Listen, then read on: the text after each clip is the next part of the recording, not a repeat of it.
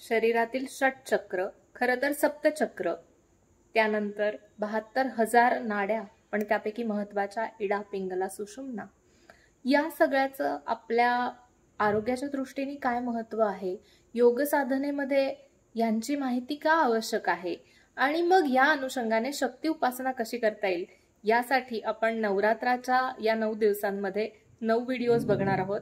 या सिरीज मध्ये तुम्हा सर्वांचं खूप स्वागत। मी वैद्य अक्षया नानाडे। नवरात्र उत्सवाच्या तुम्हाला सगळ्यांना खूप खूप शुभेच्छा। षटचक्रांचा उल्लेख हा आपल्याला विविध आयुर्वेदीय ग्रंथ, हठयोग प्रदीपिका आणि त्या अनुषंगाने असलेले योगाच्या संबंधीचे अनेक ग्रंथ याच्यामध्ये उल्लेख आढळतो। मग षटचक्र ही शरीराच्या आत आणि शेवटचं 7वं चक्र, सहस्रार चक्र, हे थोडंसं आपल्या माथ्याच्या वरती असं लोकेटेड आहे असं म्हटलं जातं।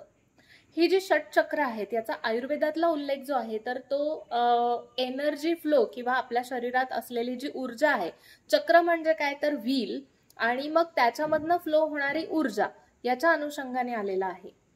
ही जी सगळी ऊर्जेचा फ्लो आहे याच्याबद्दल जेव्हा विचार केला जातो तेव्हा आयुर्वेदाच्या दृष्टीने ऊर्जा किंवा चेतना ही सगळी वातामुळे असते आपल्या शरीरात।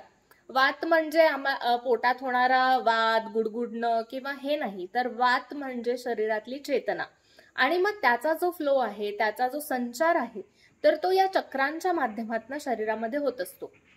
ही जी षटचक्र आहेत तर त्याच्यामध्ये प्रत्येक वायू म्हणजे आपण जे पंच प्राणवायू म्हणतो तर त्यांचं वर्णन या चक्रांच्या जागी आलेलं आहे। म्हणजे जसं आपण विचार करतो की अपान वायू म्हणजे जो आपल्या शरीरातलं मलमूत्र बाहेर काढतो, त्याचबरोबर आपल्या गुदद्वार, गर्भाशय, ओव्हरीज, टेस्टीज यांच्यावरती ज्याचं नियंत्रण आहे, असा अपान वायू जो आहे तर तो आपल्या शरीरातलं असलेलं मूलाधार चक्र आणि स्वाधिष्ठान चक्र यांच्यावरती त्याचं स्थान आहे।